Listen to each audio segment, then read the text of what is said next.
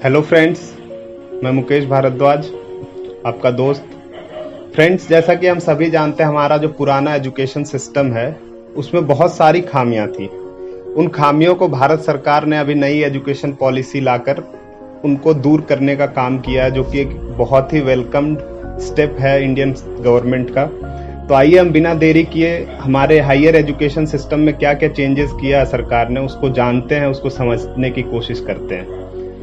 तो पहला जो सबसे अच्छा चेंज किया है दोस्तों, जैसे कि मान लीजिए कोई एक बच्चा जाता है या आप जाते हो इंजीनियरिंग करने, 1 से 2 साल आपने पढ़ाई करी, आपका मन उचट गया कि अब इंजीनियरिंग नहीं करनी। तो अब जो न्यू एजुकेशन पॉलिसी के तहत है कि आपको उसका क्रेडिट मिलेगा, आपको एक सर्टिफिकेट मिलेगा जिसके थ्रू आपका ये जो 2 साल है या 1 साल है वो बर्बाद ना जाए और उसका क्रेडिट आपको मिले, और आगे जब आप एडमिशन लेंगे तो वो कंसीडर किया जाएगा।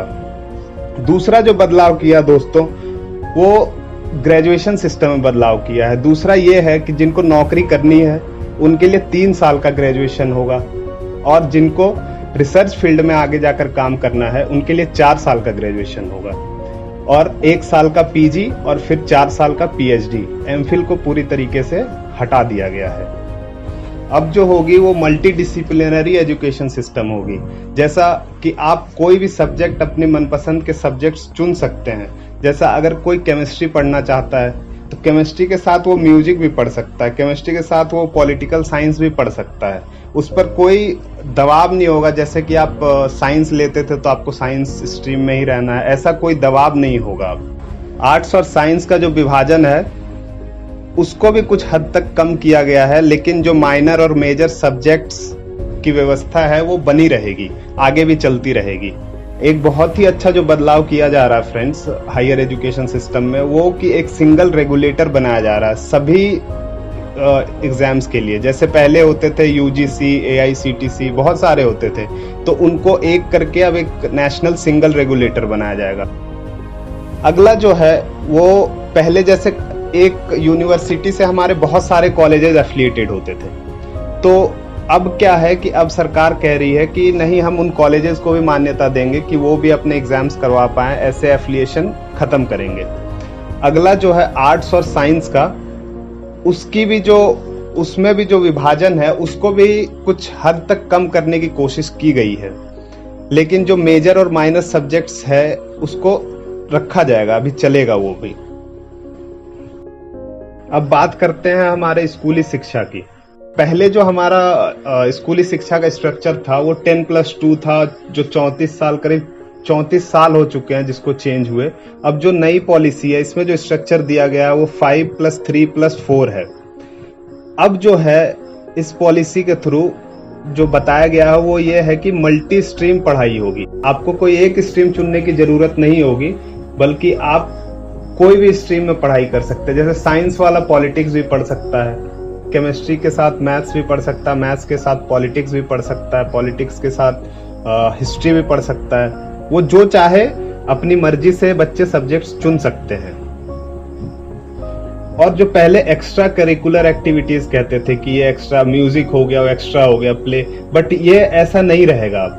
अब म्यूजिक को भी या फिर डांस हो गया, म्यूजिक हो गया, सबको एक सब्जेक्ट्स में शामिल किया जाएगा और इनको भी पूरे सब्जेक्ट्स की मान्यता दी जाएगी, ताकि इससे क्या होगा कि बच्चों का अच्छे से आकलन हो सकेगा।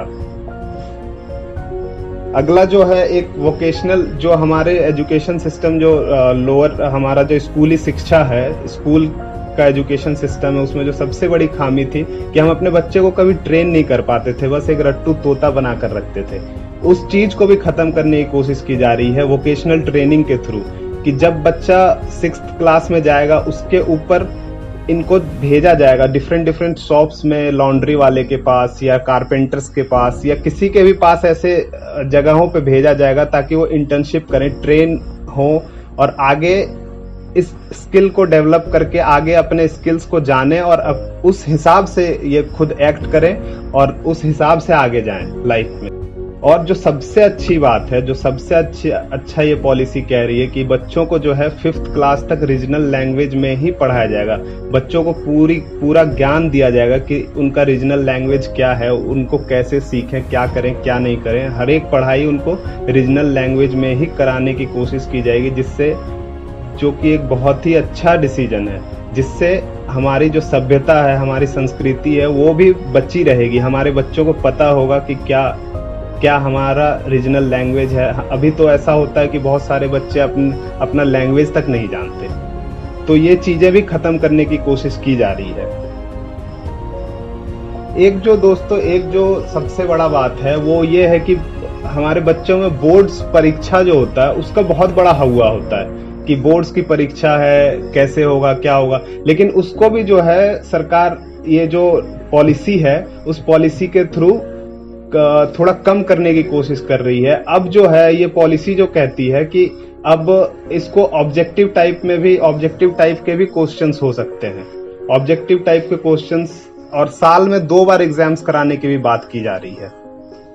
अगला जो है एक सबसे अच्छा और मजेदार जो मुझे लगा इस पॉलिसी में, वो 360 डिग्री जो फीडबैक इन्होंने इंट्रोड्यूस किया है कि अब बच्चे सिर्फ टीचर्स आपका आकलन नहीं करेंगे, बच्चों का आकलन जो है वो आपके सहपाठी भी कर पाएंगे, जो आपके अगल बगल बैठते हैं, आपके साथ रहते हैं, उनको भी एक फॉर्म दिया जाएगा जो आपका आकलन करें और उस हिसाब से आपकी मार्कशीट तय की जाएगी। अब जो नया स्ट्रक्चर है इसमें सबसे अच्छी चीज एक जो इंट्रोड्यूस की जा रही है वो वोकेशनल ट्रेनिंग है, और स्किल बेस्ड जो इंटर्नशिप की बात की जा रही है वो बहुत ही अच्छी चीज है। स्किल बेस्ड इंटर्नशिप ये कि आपके बच्चे को 6th क्लास के बाद किसी भी कारपेंटरी शॉप में, या फिर कोई लॉन्ड्री वाला है, या ऐसे बड़े बड़े कोई भी काम ऐसे हैं जिसमें उसका स्किल डेवलप हो सके।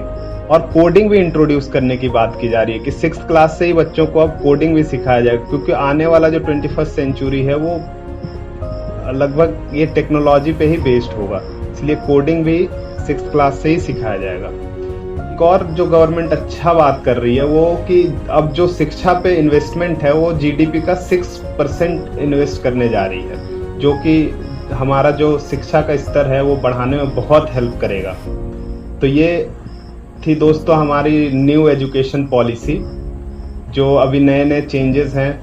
होपफुली ये बहुत अच्छे से इम्प्लीमेंट होंगे और आगे की जो जनरेशन है वो इसका बहुत अच्छे से फायदा उठा पाएगी। धन्यवाद। जय हिंद।